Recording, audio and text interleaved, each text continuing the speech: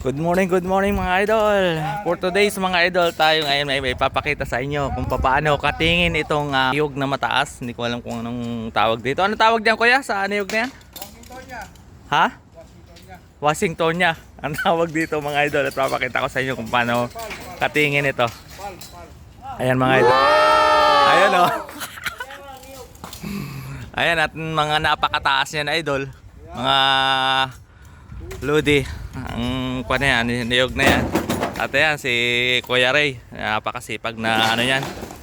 Na naglilinis dito sa kanya mga halaman mga idol.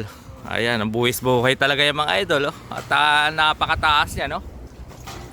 Ayan ang, ayan oh, may dumaan pang artista. Ayan oh, kabay. Ayan, isa may malulupit na pintor yan mga yan. Oh. Ayan.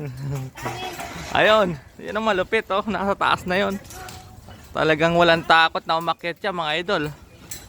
Ang taas ng ladder, yung ano, yung scaffolder pala, scaffolding. Para nila matanggal yung tinatanggal yung mga tuyo yung ano, mga palapa doon sa taas. Ayan ang mga masisipag natin mga estate worker. Ayan si Kuya Ray. Magaling mag-alaga yan ng mga halaman niya. Ayan, shout out sa inyo mong lahat mga idol. Sana'y magustuhan nyo itong aking videos. At ayan mga idol oh. Talagang liparan ayan oh. Dami kita-kita nyo mga idol oh. Maraming natatanggal ng mga tuyong mga palapa. Ayun, nililinis niya. Ayan oh.